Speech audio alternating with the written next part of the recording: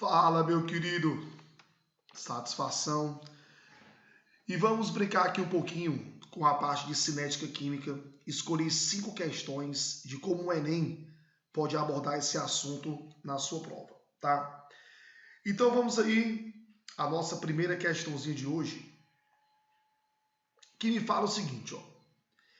Para otimizar as condições de um processo industrial que depende de uma reação de soluções aquosas de 3 diferentes reagentes para a formação de um produto, um engenheiro químico realizou um experimento que consistiu em uma série de reações nas mesmas condições de temperatura e agitação.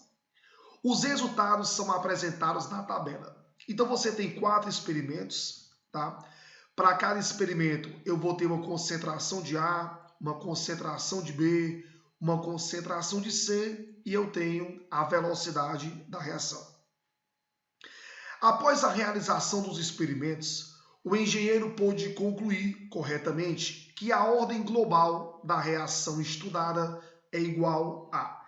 Então é o seguinte, ó, quando você trabalha esse tipo de questão, eu vou pensar aqui com você na chamada lei da velocidade.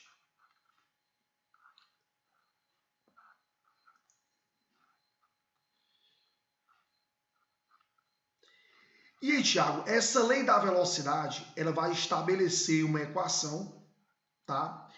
Que permite mostrar a você como a variação da concentração de um reagente influencia na velocidade da reação, tá?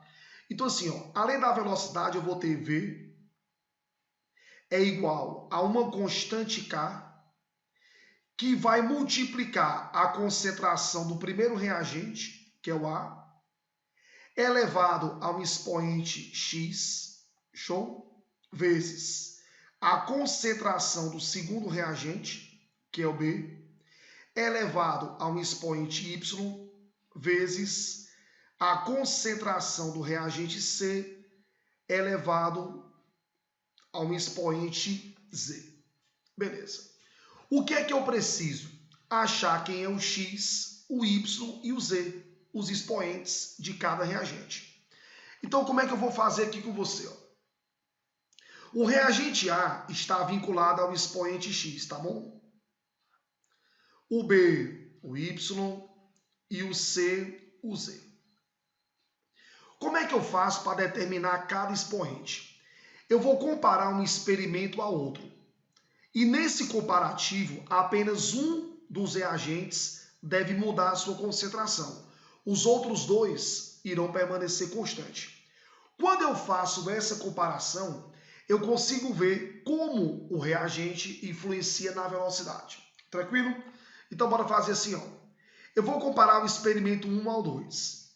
Quando eu faço tal comparação, repare só, a concentração do reagente A, ela foi multiplicada por 2, concorda?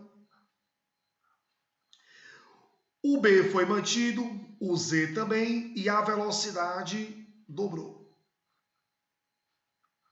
Então, como é que eu faço para determinar quem é o expoente X? Eu vou pegar 2. Esse 2 é o fator de multiplicação aqui, ó, da concentração de A, tranquilo? Vou elevar o expoente X e vou igualar ao fator de multiplicação da velocidade, que foi 2. Então, nosso chess 1. Tranquilo? Beleza. Quando eu comparo o experimento 1 ao experimento 3, perceba que a concentração de A se manteve em X e a de B dobrou. A do C se manteve constante em Z e quando ocorreu isso, a velocidade quadruplicou. Então, como é que fica? 2, que é o fator de multiplicação da concentração de B, elevado a Y, é igual a 4, que é o fator de multiplicação da velocidade.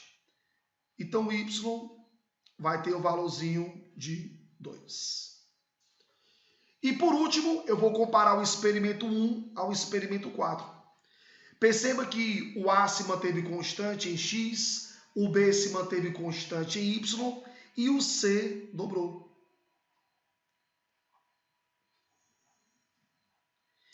Que o C dobrou, perceba que a velocidade se manteve constante. Ela foi multiplicada por 1.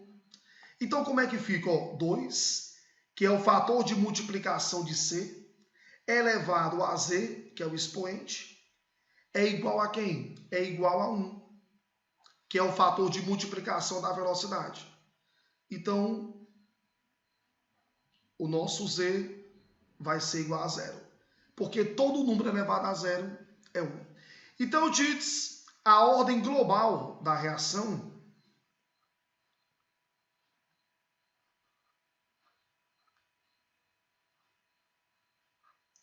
eu vou somar os expoentes 1 mais 2 mais 0. 3. Então, nosso gabarito, letra C de casa. Tranquilo? Vamos à próxima. A segunda questão, ela é bem interessante. É uma questão teórica. E bem no perfil do Enem, tá? Perceba o seguinte. Quando certos metais são colocados em contato com soluções ácidas, pode haver formação de gás hidrogênio, o que indica que a reação ocorreu, né? Abaixo segue uma tabela elaborada por um estudante de química, contendo resultados de experimentos que ela realizou em diferentes condições. Então perceba que a solução de HCl tem sua concentração fixa em 0,2 e o volume da solução é igual para todo mundo. Show! No experimento 1, ela colocou 1 grama de zinco em raspas. Essa reação levou 30 segundos para liberar 30 ml de H2. Beleza. Quando a solução do ácido entrou em contato com o cobre, não teve reação nenhuma. Agora, quando ela pegou 200 ml da solução de ácido com 1 grama de zinco em pó, perceba que é a mesma massa do experimento 1, só que o experimento 1 está em raspa, o experimento 3 está em pó. E perceba uma redução do tempo. A redução do tempo me permite concluir que a velocidade da reação aumentou. Isso é bem notório, porque quando eu tenho pó em relação à raspa, eu vou ter uma maior superfície de contato. Então você aumenta o número de colisões efetivas, o que resulta na formação de um mesmo volume de H2, 30 ml, em um tempo menor. E quando você pega o experimento 4, olha que interessante, tu tem 1 grama de zinco em raspa, a mesma condição do experimento 1, só que eu tenho cobre. E a presença do cobre me permitiu reduzir o tempo de reação. Ou seja, a presença do cobre aumentou a velocidade da reação. Como o cobre não reage com o ácido, isso me dá a entender que ele é um catalisador. Porque se o cobre não atuasse como catalisador, o tempo era para ser o mesmo, 30 segundos. E o tempo diminuiu, o que me sugere que o cobre é catalisador da reação. Tranquilo? Então vamos aí aos itens. Na afirmativa 1 me fala assim, ó, a velocidade da reação de zinco com ácido aumenta na presença do cobre. Perfeito, porque você concluiu que o cobre atua como catalisador. 2. O aumento na concentração inicial do ácido causa aumento da velocidade de liberação do gás hidrogênio. Bebê, a concentração do ácido se manteve constante. Eu não consigo julgar essa afirmação 2 se a tabela não me orienta em nada disso. Você não tem variação da concentração de H2 ou de HCl. Não tem. É 0,2 para todos os experimentos. Então a segunda, eu não sou habilitado a julgar isso porque a tabela não me orienta. 3. Os resultados dos experimentos 1 e 3 mostram que quanto maior o quociente superfície de contato por massa total da amostra de zinco, maior a velocidade da reação. Perfeito? o aumento da superfície de contato permite aumentar a velocidade da reação. Então, segunda questão, 1 e 3, gabarito, letra D de dado. Dominado aí? Próxima questão. Essa terceira questão é uma questão belíssima, tá? Que envolve aí um pouquinho do conhecimento de biologia, de catalisadores biológicos. E ele fala assim, ó, a equação química a seguir representa a hidrólise de alguns disacarídeos presentes em importantes fontes alimentares. Você tem aqui o disacarídeo sofrendo hidrólise, formando aqui hexoses. A tabela a seguir relaciona os resultados da velocidade inicial de reação dessa hidrólise em função da concentração e da temperatura, obtidos em 4 experimentos sob as seguintes condições.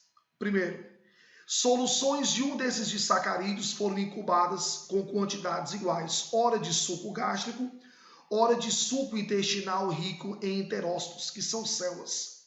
Então vem cá, no suco gástrico, eu tenho o seguinte, eu tenho enzimas que quebram proteína, não que quebram carboidrato.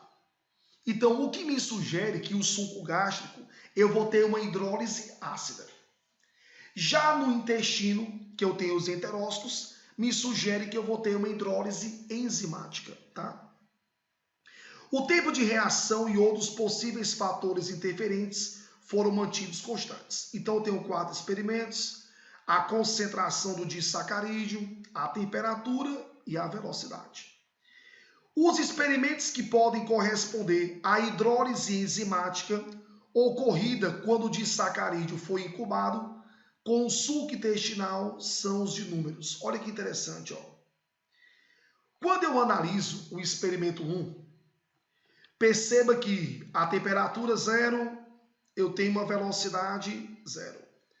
Eu estou aumentando a temperatura e estou aumentando a velocidade. Só que, quando você aumenta para 80, a tua velocidade despenca. Então assim, ó, isso me sugere, sabe o quê? Uma desnaturação de proteína. Então essa alta temperatura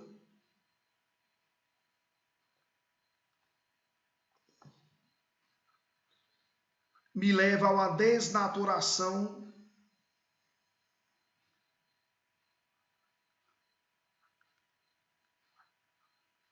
da enzima.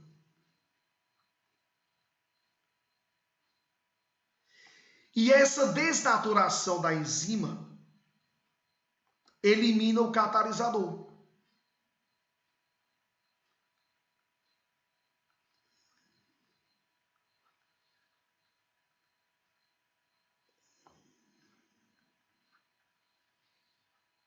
E se o catalisador é eliminado, então você diminui a tua velocidade. Então, a primeira hidrólise que eu tenho é enzimática. Beleza? Aí olha o experimento 2. A concentração sendo X, a temperatura sendo 80, a velocidade é 10. Perceba o seguinte, ó. No experimento 1, quando eu tenho X a 80, a velocidade é 1. Porém, no experimento 2, quando eu tenho X a 80, a velocidade é 10. Opa! Tiago, o experimento 2 é diferente do 1. Porque se o 2 fosse uma hidrólise enzimática, a velocidade não teria sido 10, teria sido 1. Porque se eu tenho a mesma condição, X e 80, do experimento 2 e com o experimento 1, se eles forem iguais, era para ter a mesma velocidade. E a velocidade deu diferente. Então, se a 1 é enzimática, a 2 é diferente, ou seja, é uma hidrólise ácida. Tranquilo? Então, se fosse enzimática, no lugar do 10 aqui, ó, seria 1, tá? A terceira, repare só, X, ó aqui, ó, X, 80, 10. O mesmo resultado do experimento 2. Então, se o 2 é ácido, o terceiro também é. Aí no quarto, olha isso aqui, ó. X, 40, 25. A mesma condição do experimento 1, ó. X, 40, 25. Então, o 4 é igual a 1. É enzimático. Beleza? Então, 1 e 4, letra B de bola. Bora para a próxima? Essa 4 é muito interessante, ó. A velocidade de reação V de uma enzima é dependente da concentração de seu substrato quando ele está em baixas concentrações. No entanto, quando essas concentrações são muito altas, V torna-se constante e é denominada velocidade máxima de reação. A tabela a seguir fornece algumas características das reações determinadas em condições ideais de uma mesma enzima atuando sobre 3 diferentes substratos, S1, S2 e S3. A biologia me ensinou o seguinte: você tem o sistema de encaixe induzido, onde uma mesma enzima pode atuar sobre diferentes substratos. Só que um desses substratos tem um maior encaixe com a enzima. E como é que eu percebo isso? Vou te mostrar já já. Então você tem uma tabela do substrato, a velocidade máxima e a concentração para que a velocidade chegue na metade da máxima. Beleza. Uma preparação desta enzima foi colocada em 3 frascos, adicionando-se a cada um deles um substrato diferente, S1, S2 ou S3. Estes substratos são assim transformados nos produtos P1, P2 e P3. Aí me dá aqui algumas condições, tranquilo? Aí vem, ó, ao final de 1 minuto de reação, a ordem crescente das quantidades de produtos formados nos 3 frascos foi. Então, filhinho, ó, vem cá.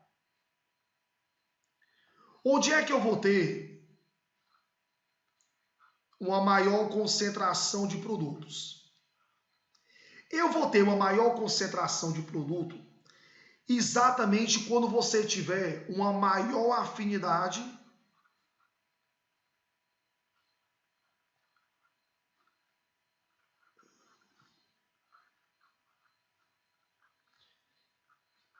enzima-substrato.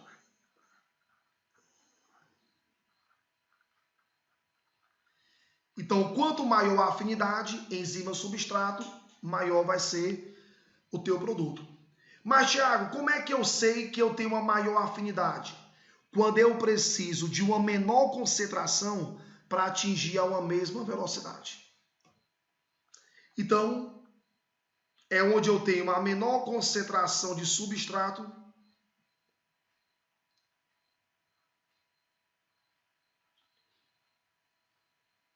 para chegar a uma mesma velocidade.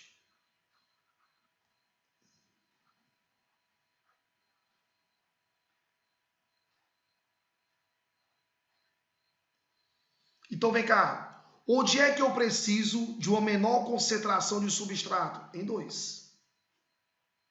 Depois, então esse é o primeiro, né? Esse é o de maior afinidade, porque eu preciso de menos substrato. Depois vem quem? O S3. Então a afinidade intermediária. E o de menor afinidade é o S1, porque eu preciso de uma maior concentração. Então, qual produto vai ser formado em maior concentração? O 2. Então, a concentração de P2 é maior que a concentração de P3, que é maior que a concentração de P1. Então, 2, 3, 1, letra A de avião. Questão belíssima. Belíssima. E a última questão, que é a 5, me fala assim. Ó. Você tem uma equação, show, me deu um gráfico de velocidade por pressão do H2, e eu tenho dois gráficos, ó, variando a concentração de níon, e ele pergunta a ordem da reação em relação ao óxido nítrico e em relação ao nitrogênio. Morreu. Vem pra cá, baby, ó. Tits. Quem vai ser nossa lei da velocidade? V vai ser igual a K vezes a pressão do óxido nítrico elevado a X vezes a pressão do H2 elevado a Y. Acabou-se. Eu tenho que achar quem é o X e quem é o Y. Vamos achar o X? Vamos. Olha isso aqui comigo. Para achar o X, eu vou manter a pressão do H2 constante. Bora manter aqui em 100.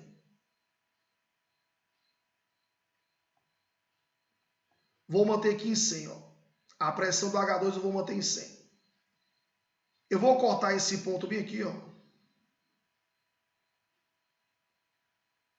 Que vai ser 0,25, concorda?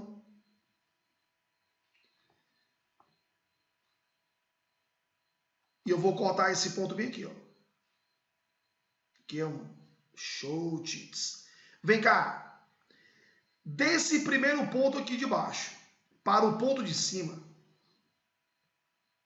a concentração, a pressão do H2 foi mantida constante e a pressão do NO dobrou, concorda? Beleza. Que a pressão dobrou, a velocidade o quê? Quadruplicou, bebê. Tits. Então fica, ó, 2 elevado a x igual a 4.